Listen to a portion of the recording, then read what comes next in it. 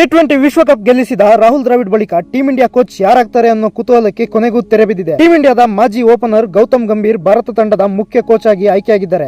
ದ್ರಾವಿಡ್ ಮಾರ್ಗದರ್ಶನದಲ್ಲಿ team India 2024ರ T20 ವಿಶ್ವಕಪ್ ಗೆದ್ದು ಇತಿಹಾಸ ಬರೆದಿತ್ತು. ಟಿ20 ವಿಶ್ವಕಪ್ ಗೆಲುವಿನೊಂದಿಗೆ ರಾಹುಲ್ ದ್ರಾವಿಡ್ ಅವರ ಸೇವಾ ಅವಧಿ ಕೂಡ ಕೊನೆಗೊಂಡಿತ್ತು. ಭಾರತ ಮತ್ತಷ್ಟು ಟ್ರೋಫಿ ಗೆಲ್ಲಲು ಟೀಂ ಇಂಡಿಯಾ ನೂತನ ಕೋಚ್ ಯಾರಾಗ್ತಾರೆ ಅನ್ನೋ ಕುತೂಹಲ ಇತ್ತು.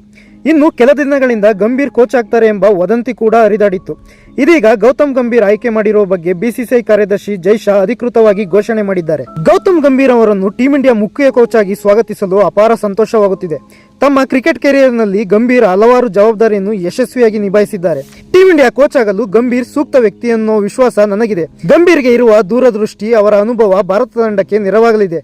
ಹೊಸ ಜವಾಬ್ದಾರಿ ವಹಿಸಿಕೊಳ್ಳುತ್ತಿರುವ ಗೌತಮ್ಗೆ ಬಿಸಿಸಿಐ ಸಂಪೂರ್ಣ ಬೆಂಬಲ ನೀಡಲಿದೆ ಎಂದು ಜೈ ಶಾ ಹೇಳಿದ್ದಾರೆ. ಟೀಂ ಇಂಡಿಯಾ ಮುಖ್ಯ ಕೋಚ್ ಆದ ನಂತರ ಗೌತಮ್ ಗಂಭೀರ್ ಟ್ವೀಟ್ ಮಾಡಿದ್ದು, ಅದರಲ್ಲಿ ಭಾರತ ಎಂಬುದು ನನ್ನ ಅಸ್ತಿತ್ವ, ದೇಶ ಸೇವೆ ಮಾಡುವ ಭಾಗ್ಯ ನನಗೆ ಸಿಕ್ಕಿರುವುದು ಜೀವನದ ದೊಡ್ಡ ಅವಕಾಶವಾಗಿದೆ. ಭಾರತ ತಂಡಕ್ಕೆ ವಿಭಿನ್ನ ರೋಲ್ನಲ್ಲಿ ವಾಪಸ್ ಬಂದಿರುವುದು ಖುಷಿ ತಂದಿದೆ.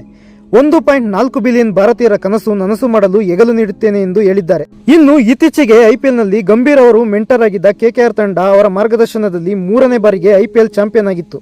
ಭಾರತ ತಂಡ ಗಂಭೀರ್ ಅವರ ಮಾರ್ಗದರ್ಶನದಲ್ಲಿ ಮತ್ತಷ್ಟು ಟ್ರೋಫಿಗಳನ್ನು ಜಯಿಸಲಿ ಎಂಬುದೇ ಅಭಿಮಾನಿಗಳ ಆಶಯವಾಗಿದೆ.